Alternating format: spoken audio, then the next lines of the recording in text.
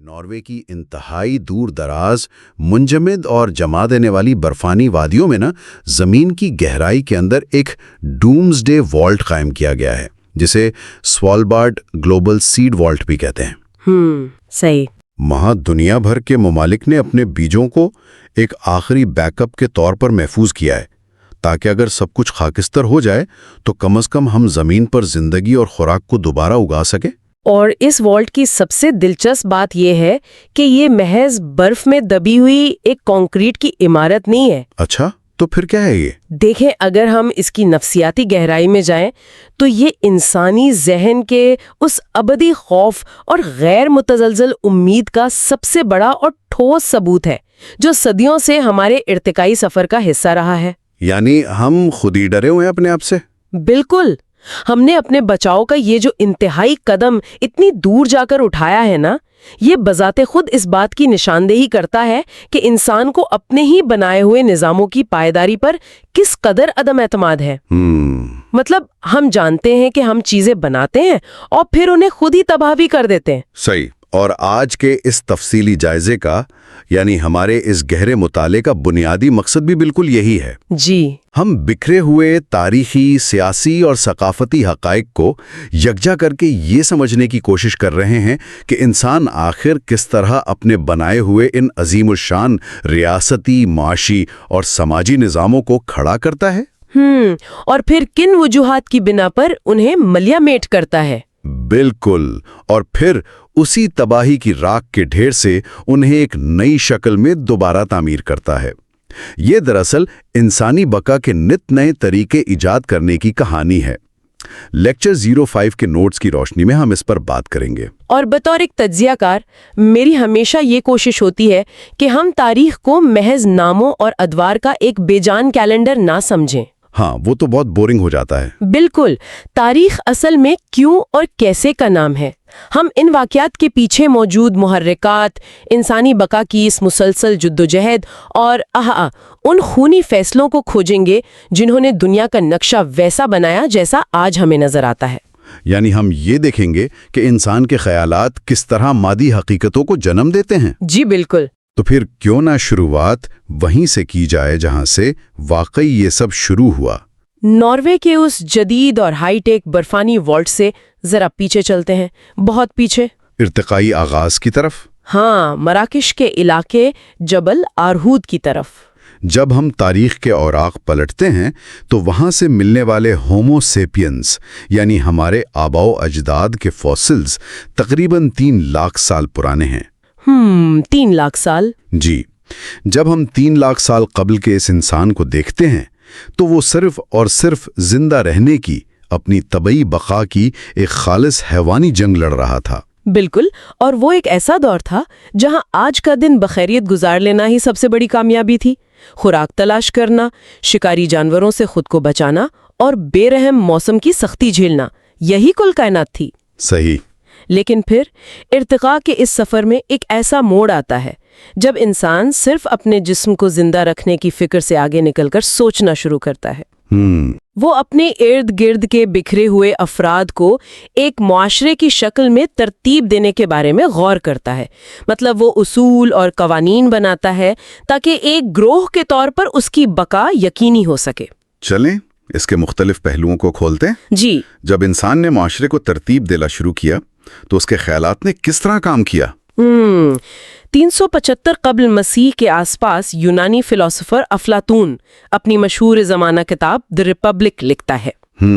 دی republic. ہاں، یہ پوری کتاب انصاف، معاشرتی طبقات اور ایک مثالی ریاست کے تصور کے گرد گھومتی ہے۔ اگر میں اس دور کے فلسفے کو آج کی جدید زبان میں سمجھنے کی کوشش کروں تو مجھے یوں لگتا ہے کہ جیسے ہم اپنے کمپیوٹرز یا موبائل فونز کو چلانے کے لیے ونڈوز یا iOS کا استعمال کرتے ہیں، اچھا، بالکل ویسے ہی افلاطون کا یہ فلسفی اور اس کے بعد آنے والے مختلف معاشی نظریات دراصل انسانیت کے آپریٹنگ سسٹمز تھے۔ انسان بار بار حالات کے جبر کے تحت اپنا یہ سماجی آپریٹنگ سسٹم اپ ڈیٹ کرنے کی کوشش کر رہا تھا۔ تو کیا میری یہ تشبیہ درست ہے؟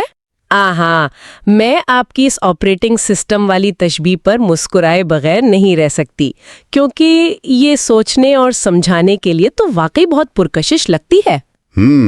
لیکن مجھے یہاں اس تشبیہ کے ایک بنیادی پہلو سے تھوڑا سا اختلاف کرنا پڑے گا۔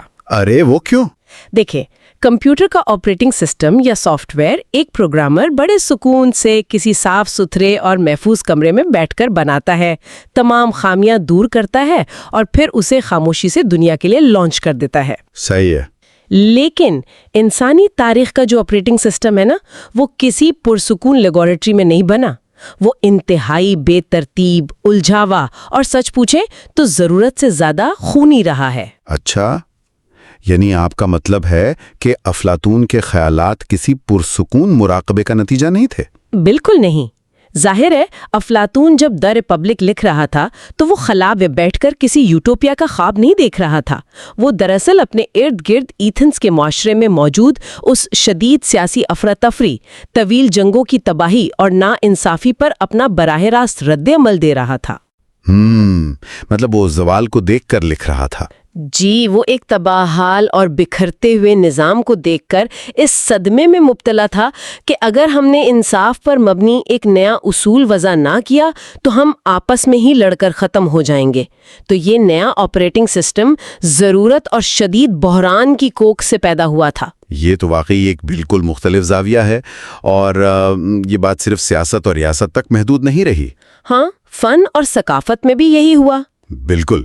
اگر ہم فن کی طرف نگاہ دوڑائیں تو 1503 میں اطالوی نشاط الثانیہ یعنی اٹالین رینیسانس کے عروج کے دوران لیونارڈو ڈا ونچی مونالیزا پینٹ کرتا ہے۔ اب بظاہر یہ ایک مسکراتی ہوئی خاتون کی تصویر ہے، لیکن کیا یہ بھی اس وقت کے آپریٹنگ سسٹم میں کوئی بڑی تبدیلی تھی؟ 100%۔ اگر آپ اس پینٹنگ کے بننے سے پہلے کے دور کا بغور جائزہ لینا تو یورپ میں زیادہ تر فنون لطیفہ، پینٹنگز اور مجسمہ سازی صرف اور صرف مذہب، دیوتاؤں یا بادشاہوں کے گرد گھومتی تھی۔ صحیح، عام انسانوں کی تو پینٹنگز ہوتی نہیں تھی۔ بالکل۔ مونالیزا کا بننا اور اس کا اس قدر مقبول ہونا دراصل ایک خاموش لیکن انتہائی طاقتور اعلان تھا کہ اب معاشرے کا مرکز کوئی آسمانی یا شاہی طاقت نہیں ہے، بلکہ اب ایک عام فرد، اس کی انفرادی خوبصورتی، اس کے ذاتی جذبات اور اس کا انفرادی وجود مرکزیت کا حامل ہے۔ واہ! یعنی یہ انسان کے خود کو پہچاننے کا دور تھا۔ یہ ایک بہت بڑا سماجی اپڈیٹ تھا۔ اور پھر انسان نے صرف اپنے انفرادی وجود کو ہی نہیں بلکہ اپنے بنائے ہوئے معاشی ڈھانچے کی خامیوں کو بھی پرکھنا شروع کیا۔ ہم سیدھا 1867 میں آتے ہیں جب کارل مارکس کی مشہور کتاب داس کیپٹل منظر عام پر آتی ہے۔ جی، داس کیپٹل۔ مارکس نے اس وقت کے نوخیز صنعتی دور کا گہرا تجزیہ کیا۔ اس نے واضح کیا کہ جس نئے صنعتی آپریٹنگ سسٹم یعنی سرمایہ داری پر دنیا چل رہی ہے، اس میں بہت بڑے اسٹرکچرل بگز یا خامیاں موجود ہیں۔ جی، اور وہ خامیاں محض کوئی اخلاقی برائیاں نہیں تھیں۔ مطلب مارکس یہ سمجھا رہا تھا کہ یہ نظام جس بنیاد پر کھڑا ہے وہی غیر مستحکم ہے۔ یعنی استحصال ہو رہا تھا۔ بالکل۔ اس نے نشاندہی کی کہ ایک طرف تو بے پناہ دولت اور پیداوار کے انبار لگ رہے ہیں، لیکن دوسری طرف جو مزدور یہ سب بنا رہا ہے وہ اپنی ہی پیدا کردہ چیز سے کٹتا جا رہا ہے اور شدید استحصال کا شکار ہے۔ صحیح۔ مارکس بنیادی طور پر یہ بتا رہا تھا کہ دولت کے اس بے تحاشا ارتکاز کا میکانزم اپنے اندر ہی ایسی دراڑیں رکھتا ہے جو وقت کے ساتھ ساتھ اتنی چوڑی ہو جائیں گی کہ پورا معاشی نظام خود بخود کریش کر جائے گا۔ لیکن یہاں میرے ذہن میں ایک بہت الجھا ہوا سوال پیدا ہوتا ہے۔ جی بتائیں۔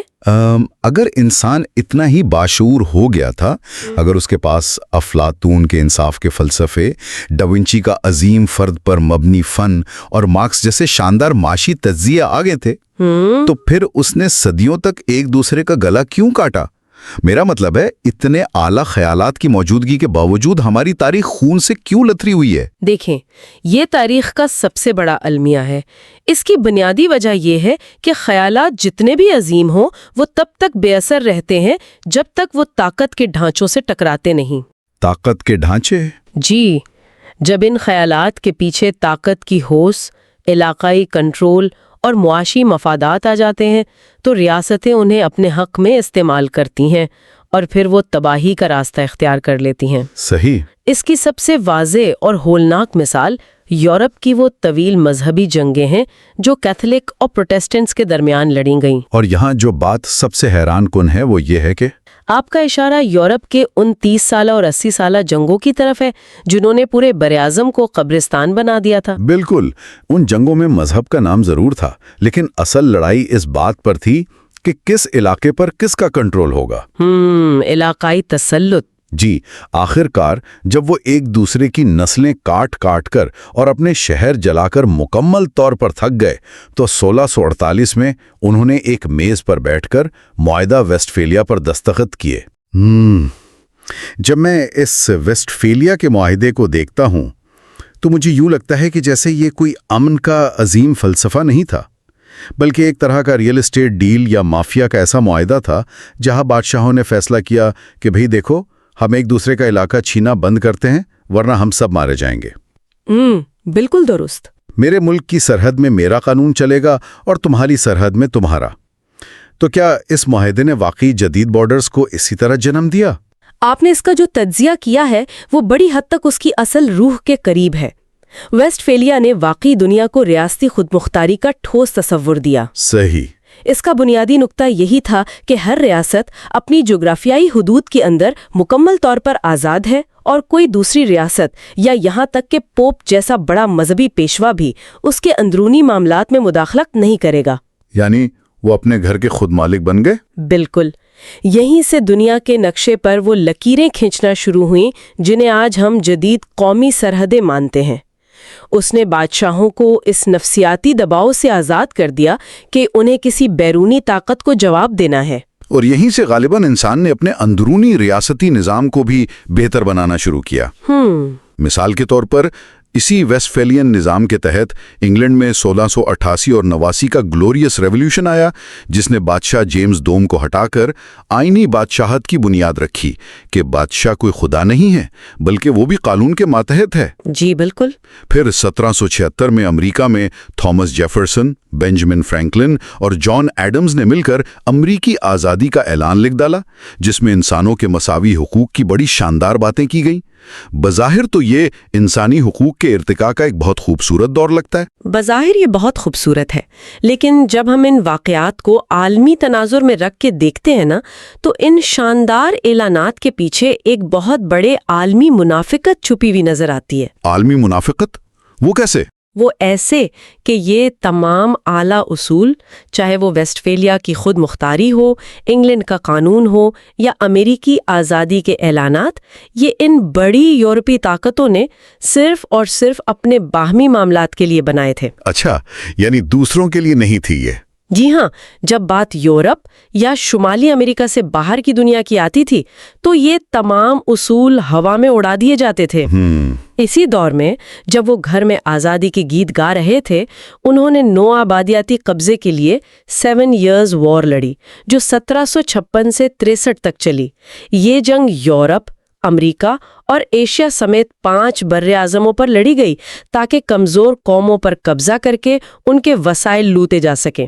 ان کا اصول سادہ تھا، اپنے لیے خود مختاری اور آزادی اور دوسروں کے لیے مکمل غلامی۔ یہ دوہرا معیار تو تاریخ کے ہر موڑ پر نظر آتا ہے، اور اس منافقت کی سب سے بھیانک شکل ہمیں پہلی جنگ عظیم کے دوران نظر آتی ہے۔ بالکل۔ یہاں آ کر بات واقعی بہت دلچسپ ہو جاتی ہے۔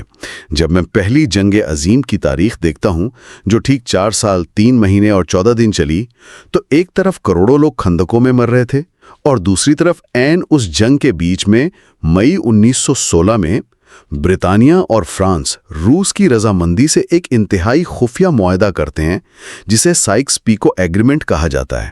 جی، یہ ایک ایسا قدم تھا جس نے ایک پوری تہذیب کو بدل کر رکھ دیا۔ یہ جدید تاریخ کے سب سے فیصلہ کن اور تباہ کن خفیہ معاہدوں میں سے ایک تھا۔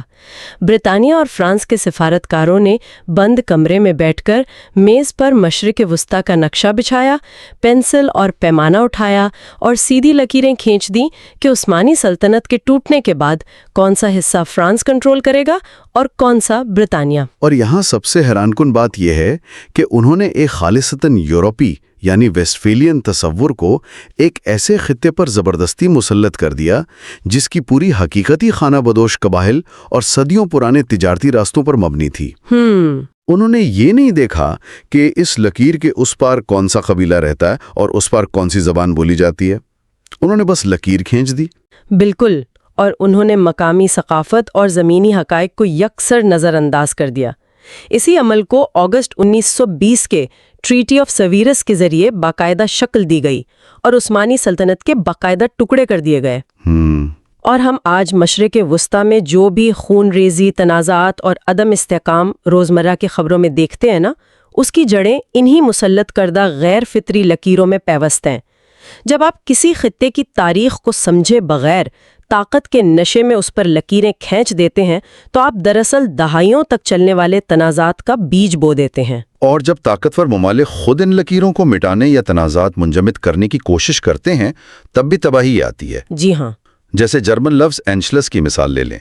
मार्च 1938 से 1945 तक हिटलर के जर्मनी ने ऑस्ट्रिया पर कब्जा किया, जो वेस्टफेलिया की खुली खिलाफ वर्जी थी। और इसी खिलाफ वर्जी ने पूरी दुनिया का ऑपरेटिंग सिस्टम क्रैश कर दिया, जिसका नतीजा दूसरी जंगे अजीम की सूरत में निकला। सही। और एक और पहलू ये भी है कि जब जंगें किसी नतीजे पर पहुंचने से पहले रुकती हैं तो ताकतवर मुमालिक मसाइल को हल करने के बजाय उन्हें मुंजमद कर देते हैं, यानी उन्हें वैसे ही छोड़ देते हैं। बिल्कुल। कोरियाई जंग की मिसाल ले लें।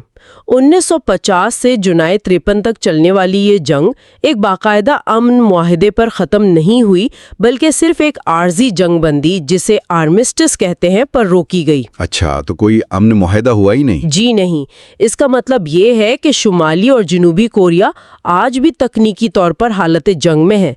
जब ताकतवर मुमालिक जुग्राफियाई लकीरों से मसले हल करते हैं तो तनाज़े दहाइयों तक मुंजमद हो जाते हैं। इतनी वसी तबाही के बाद जहन में ये सवाल गूंजता है कि क्या इंसान ने कुछ सीखा भी या नहीं।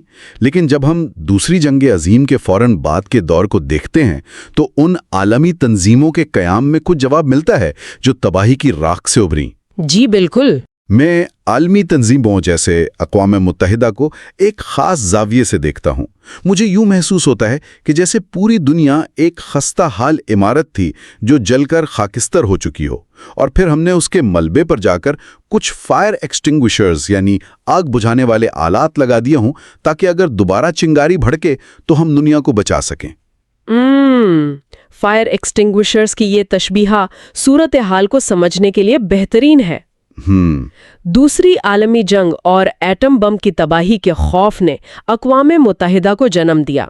रियासतों को समझ आ गई थी कि अब अगर आलमी जंग हुई तो सिर्फ राख बचेगी, और इसी खौफ के साये में 10 दिसंबर 1948 को पेरिस में जनरल असेंबली ने इंसानी हुकूक का आलमी मंशूर मंजूर किया, जिसे UDHR कहते हैं। जी, UDHR। और अगर हम उसके मैकेनिज्म को समझें तो ये दरअसल वेस्टफेलिया के उसूल पर एक बैनुल अक़वामी चेक था। उसने दुनिया को बताया कि इंसान के पैदाइशी हुकूक रियासत से बालातर है। कोई भी हुकूमत अब अपनी सरहद के अंदर बंद होकर अपने शहरियों का बेदरीग कत्लेआम नहीं कर सकती, और इसीलिए ताकत की इजारादारी रोकने के लिए UN सदर की मुद्दत सिर्फ 1 साल रखी गई। लेकिन दुनिया इतनी बड़ी है, क्या महज न्यूयॉर्क या जिनेवा में बैठी एक आलमी तंजीम काफ़ी थी? नहीं, जाहिर है एक तंजीम काफ़ी नहीं थी। तो अगर हम इसी फायर एक्सटिंग्विशर्स वाली तशबीह को आगे बढ़ाएं तो क्या हम कह सकते हैं कि इलाकाई तंजीमें जैसे OIC, जिसके पहले सेक्रेटरी जनरल मलेशिया के तनको अब्दुल रहमान थे, या फिर सार्क, जिसके हेडक्वार्टर 1985 में खटमांडू में बना, ये मोहल्ले के मुख्तलिफ फायर स्टेशंस की तरह काम करती हैं? ये बहुत उम्दा रब्त है। बिल्कुल, इलाकाई जोग्राफिया और मकामी मसाइल के लिए इलाकाई तंजीमों का होना नागुज़ीर था।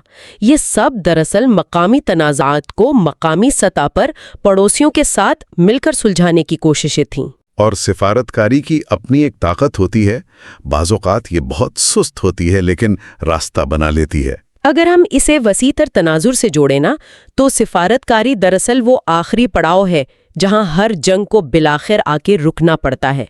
इसकी एक मिसाल फरवरी 2020 का दोहा अकॉर्ड है, जहां अमेरिका और तालिबान के मुज़ाकरात हुए। जी, اب ہم غیر جانبدارانہ طور پر اس کا تجزیہ کریں تو پتہ چلتا ہے کہ 2 دہائیوں کی طویل جنگ اور تباہی کے بعد بھی انسان بالآخر میز پر آ کر ہی مسئلہ حل کرنے کی کوشش کرتا ہے۔ سفارت کاری ہی وہ آخری حربہ ہے جو میدان جنگ کی راکھ سے جنم لیتا ہے۔ سفارت کاری اور جنگوں کے اس بوجھل موضوع سے ذرا نکلتے ہیں اور انسانی زندگی کے ثقافتی پہلوؤں کی طرف چلتے ہیں جو بظاہر تفریح ہیں مگر اصل میں طاقت اور معیشت سے جڑے ہیں۔ آپ کھیلوں کی بات کر رہے ہیں؟ جی بالکل۔ اولمپکس کی تاریخ کے اعداد و شمار پر نظر ڈالیں تو یورپ نے 33 بار، نارتھ امریکہ نے 14 بار، ایشیا نے 8 بار، لیکن افریقہ نے آج تک ایک بار بھی اولمپکس کی میزبانی نہیں کی۔ یہ حیرت انگیز اعداد و شمار آخر کس چیز کی نشاندہی کر رہے ہیں؟ دیکھیں، یہ کھیل سے زیادہ ریاستوں کی سافٹ پاور اور دنیا میں موجود وسائل اور انفراسٹرکچر کی عدم مساوات کا ثبوت ہے۔ اولمپکس منعقد کروانا بتاتا ہے کہ دنیا میں معاشی طاقت کس کے پاس ہے۔ یہ بتاتا ہے کہ نظام آج بھی کس کے حق میں جھکا ہوا ہے۔ لیکن کھیلوں نے دوریاں بھی تو مٹائی ہیں نا۔ مارچ 1951 میں نئی دہلی میں پہلے ایشین گیمز ہوئے تاکہ ایشیائی ممالک متحد ہوں۔ اسی طرح خواتین کو آگے لانے کے لیے 1956-57 میں بین الاقوامی بیڈمنٹن ٹورنامنٹ اوبر کپ شروع کیا گیا۔ بالکل، کھیلوں نے بلا شبہ لوگوں کو آپس میں جوڑنے کی زبردست کوششیں کی ہیں۔ اب نرم طاقت اور کھیلوں کے بعد بات آج کے دور کی سب سے بڑی عملی پریشانی پر کرتے ہیں، یعنی توانائی اور معیشت، جو ہمارے مستقبل کا تعین کر رہی ہے۔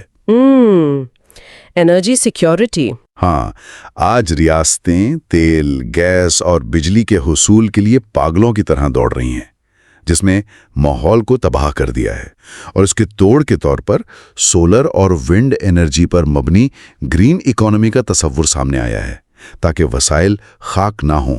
جی، لیکن معیشت کے اسی میدان میں مجھے ایک ڈیجیٹل بغاوت ہوتی ہوئی نظر آتی ہے۔ ڈیجیٹل بغاوت؟ ہاں، نومبر 2013 میں کپرس کی یونیورسٹی آف نکوسیا دنیا کی پہلی یونیورسٹی بنی جس نے بٹ کوائن میں فیس وصول کی۔ اچھا، تو اس سب کا آخر مطلب کیا ہے؟ کیا یہ قدم دراصل ویسٹ فیلیا کے اس تصور سے بغاوت نہیں ہے جہاں ریاست اپنی کرنسی اور بینکنگ کو کنٹرول کرتی ہے؟ یہ ایک انتہائی شاندار بصیرت ہے۔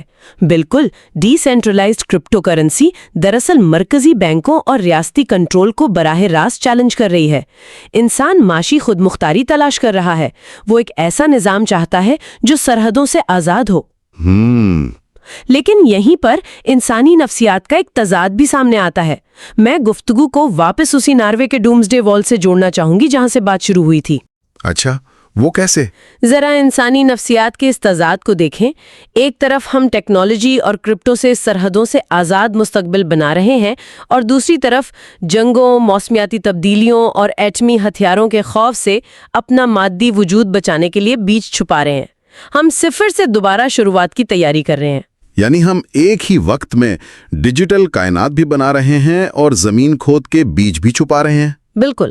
تو اگر ہم اس پوری گفتگو کو سمیٹیں تو ہم نے دیکھا کہ بقا کی یہ کہانی 3 لاکھ سال پرانے مراکش کے انسان سے لے کر افلاطون، ڈانوونچی اور مارکس کے آپریٹنگ سسٹمز تک آئی۔ ہم نے ویسٹ فیلیا اور سائکس پیکو کی مسلط کردہ لکیروں سے لے کر UN اور انسانی حقوق کے منشور تک کا سفر کیا، اور آج کے دور میں انٹرنیٹ پر معاشی آزادی ڈھونڈنے سے لے کر ناروے کی برف میں بیج چھپانے تک کی بات کی۔